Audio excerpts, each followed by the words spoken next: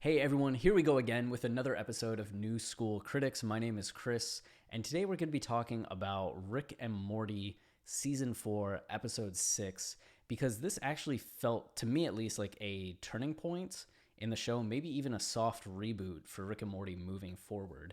And it may have felt kind of more important to a lot of people that watched it because the plot was, in a show that's already very meta, even more meta, commenting on a lot of its narratives and narrative arcs in a way that felt very pointed, especially to the fan base, which has been clamoring for some resolution on these topics.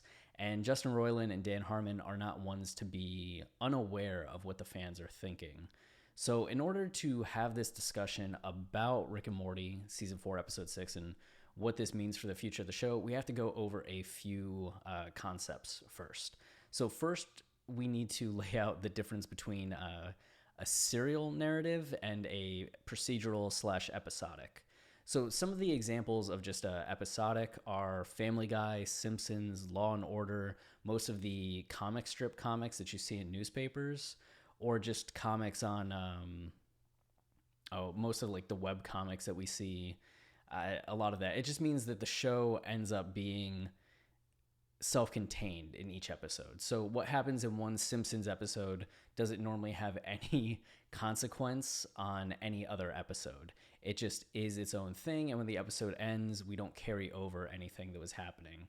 Like if Homer was over a pool full of sharks or got his arm bitten off by a shark, and the next week we start with Homer just fine sitting on the couch, it doesn't shock us because we know the show is episodic, that nothing really carries over between episodes. It's rare for there to be those kind of larger consequences. And that happens, like Law and Order, I think, has some drama with the characters in and of themselves, but for the most part, none of the cases really have any ramifications. It's just each week we go through the process again and again without there being any kind of larger plot arc or plot points. And I'm sure you can tell then what a serial is. The serial is a show or series that ends up having continuity between each of its parts or episodes or installments. So most books, the chapters are serial, right? They all are part of one grander story that's being told, and we should read them with continuity and intertextuality or intercontextuality. Same thing with Breaking Bad, Game of Thrones, The Wire. Shows like Friends are kind of a mixed bag that have episodes that are mostly in and of themselves episodic, but there are consequences and overarching plots that kind of carry through the show that get addressed every now and then. But the MCU, the Marvel Cinematic Universe, was really groundbreaking because it was one of the first times that we had seen anything in the movie realm that was on that scale, so serially driven, that had that intercontextuality at that scope and scale. I mean, you had movie trilogies before. You had Harry Potter having those 8 movies. That's one thing, and still impressive in and of itself, but something else to have these disparate characters all be adding to one story, and that there's also kind of hybrid in the sense of each of those movies are episodes in and of themselves, but they're adding to the whole story that's being told. So they have those serial elements worked in. South Park is an intriguing show because for the most part, it was episodic for so many years, like years and years. South Park was episodic, but Trey and Matt Parker, it's not Trey and Matt Parker, it's Trey and Matt. They ended up adding in more serial elements over time to where they were having trilogies, or they were just having shows with to be continued, just multi-part episodes or 2-part episodes, to then having whole season arcs. I think this last season had like a whole thing with Tegrity Farms that was going on and carrying through from beginning to end. So it's been interesting to see how that show has actually gone in the opposite direction. And actually, Matt Groening, who created The Simpsons, created Enchanted for Netflix. And that's another show that is a cartoon similar to Simpsons, but has a serial storytelling rather than the episodic of Simpsons. So Groening is now, for the first time, being able to explore that kind of show where each episode builds in consequences and builds in continuity.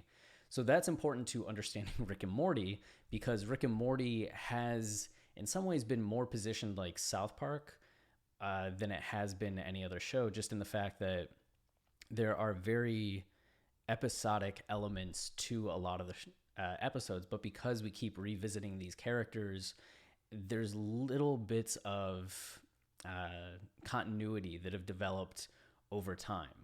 And those things have been brought up again enough times, whether that's relationship dynamics between characters, character growth that's been going on. Like Morty has changed over the course of the show. Summer has changed in ways over the course of the show. Jerry and Beth have changed over the course of the show. Rick really hasn't, but there have also been consequences to Rick and Morty's actions.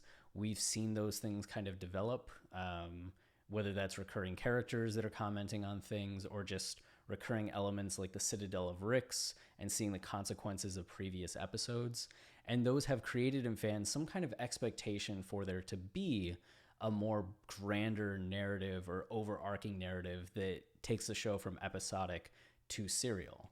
And you also see that in these other elements, like Jerry and Beth, their marriage has had plots that have developed over the course of the seasons, whether it's them heading towards divorce, actually separating, getting back together. Because we've had those arcs, that adds that serial element to Rick and Morty in a way that maybe The Simpsons has never had. You also have the relationship between Beth and Rick that has developed over the course of the show. Of course, the relationship between Rick and Morty. And two of the, I think, biggest plot points outside of those main characters are Bird Person, Rick's best friend, meeting Summer's friend, having another episode where he and Summer's friend are going to get married, and then the whole debacle that happens in that episode with her being a special agent and Bird Person being killed, but then she resurrects him and they're going to go hunt down Rick. It really seemed like, oh, this is a larger plot that we're going to come back to, and just never happened. Same thing with Evil Morty. We're first introduced to him, I think it was in season 1 or season 2, and then we get the Citadel of Ricks episode in season 3, where Evil Morty starts his rise to power. And fans were really clamoring like, oh, this is going to be like the big plot point in Rick and Morty. We better see this in season 4. That's amazing. And, you know, my wife and I really think that that episode is the cream of the crop for Rick and Morty just because of the implications of it. I mean, in and of itself, as a bottle episode or as an episodic episode, it's great on its own. But those larger implications and what those could mean are really exciting and something that people want explored. It's similar to the Joker movie that came out in 2019 with Joaquin Phoenix. That was only supposed to be a single story. There wasn't going to be a sequel. It wasn't part of any larger cinematic universe, but the character was so well done and the world was so engrossing and the setup with Batman was so enticing that people want to see more of that character. It almost feels like a shame for there not to be more story there. And I think the same thing happens with a lot of these plots in Rick and Morty. The stories are so good, so interesting, so full of potential that people clamor to hear more of that or get more of it. So demand for serial arcs has been high in the fandom. And this episode then, after a 3-month hiatus, and the first part of season 4 didn't really address any of the larger arcs that people have been curious about. And people were saying, like, you know, is the second half of the season going to address any of these things? Where's Evil Morty? Where's Evil Morty? So for this show to come out and really address the larger narrative complexities and continuities of of Rick and Morty as a series, it feels very much like Justin Roiland and Dan Harmon are saying to the fans, like, hey, we have some answers for you. You want to know what's going to happen with these plot arcs? Fine. And yeah, what we see is that in season 4, episode 6, the characters Rick and Morty are on a train, and this train has a meta component to it. Everybody in there is obsessed with telling stories about Rick and what's going on with Rick. Everybody has a story for him. And when Rick and Morty are pushed outside the train in random moments, they're actually thrown into these different story universes and then brought back out. And they end up encountering the Story Lord, I think his name is, who's very Thanos-y. He even has these gloves with rings on them. But this guy wants to hook Rick and Morty up and have them reach their ultimate potential, like break the fifth wall. And that's one of the things with limitless potential. With stories, it's the narrative arcs, and the potential and power of these narrative arcs is what I think that this guy was aiming at or talking about. And what seems to support that is the fact that Rick says that if you do that, you're going to burn us out. And what the story lord's powers end up pulling forth through Rick and Morty when he hooks them up to this machine are all these larger serial elements. The first one that we see is Summer going to college, and just the idea then of characters aging, because that's something that doesn't often happen in cartoons. It happens in most TV shows because they have to, like people TV shows, because you can't avoid the characters aging. But in something like a cartoon, you very much can. So Summer going to college is a major thing there. It shows that she's aging and getting older. They even have her make a crack about that. Rick also starts to cry, and Morty comments on how he's softening up, becoming a big softie, which shows that kind of character growth that people want. It also calls back to, there's another cut to another sequence that shows Aberdorf Linkler, the mix between Abraham Lincoln and Adolf Hitler. And that was another plot point where this guy was in an episode, something happened to him, and then at the end of the episode, he was swearing revenge on Rick, or there was a larger plot point that was brought forth that made fans think, oh, this guy could come back. Then you see Snowball, who was the dog from the first season that ends up gaining sentience, and they end up leading a dog revolution that Rick and Morty then convince him to take all the dogs and leave for another universe. You see them in a battle with these cats and just what happened to these dogs in that universe. It's another larger plot point that the show could have returned to at any point in time. You then see Bird Person fighting with Rick and Summer's friend fighting with Summer using lightsabers. It's this very sci-fi, epic, huge battle that has all these grand components and stakes just in the fact that there's a grand battle and life and death struggles going on. And then Evil Morty, with Storylord even saying, like, you want to know how your story ends? And you see all these Ricks as soldiers behind Evil Morty in his most like evil ultimate emperor attire. It feels very Star Wars again. You even have Mr. Poopy Butthole, one of the happy-go-lucky side characters, looking like Darth Sidious, and Evil Morty is ready to kill our Rick that is the Rickest Rick, right? So this seems to be the ultimate showdown that fans have been wanting, that the show has been building towards. And what happens? Morty ends up asking, are these canon? Like, is this going to be canon for our main story? And Rick says, it could have been. Like, these things could have been canon, setting up the idea that, oh, they aren't now? And what happens is Rick and Morty step out of a portal, destroy the portal gun, and that leaves those stories in the realm that they left behind, right? So they're now disconnected from those things, which in some ways seems to say to fans, these are all the things that you wanted. These are the stories that we could have told that were part of the larger canon that you were looking for. But guess what? Nope. They're done. Go ahead. Get out of here. We're not going to be talking about those anymore. In that way, that's why it feels like a reboot. Even then, we zoom out from the train and see that it's nothing more than a gift that Morty got Rick.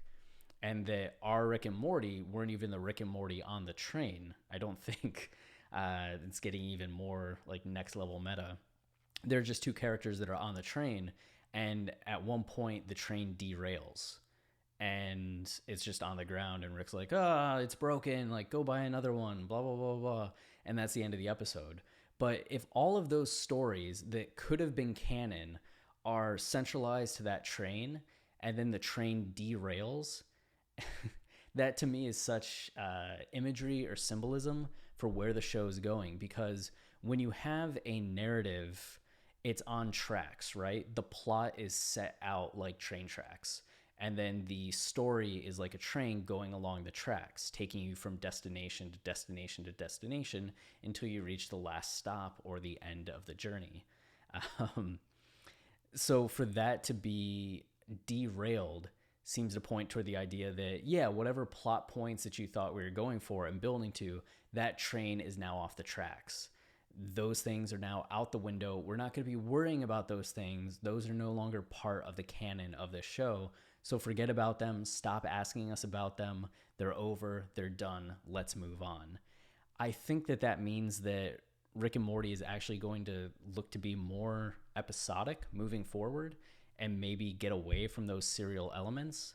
And that's something that they can kind of afford to do. The show involves interdimensional time travel and could at any time decide to bring those things back into the continuity, work them back in, or erase its continuity each and every season and starting over. They have the mechanic in place to do that because Rick is an omniscient character, and because the show's so meta to begin with, fans are kind of down for anything. So on the one hand, it's very interesting that they can switch between serial and episodic. On the other hand, it really seems like at this point, they're tired of people clamoring for the serial elements and just want to focus more on the episodic. That's at least what I took away from the show and the message that it seemed like it was saying.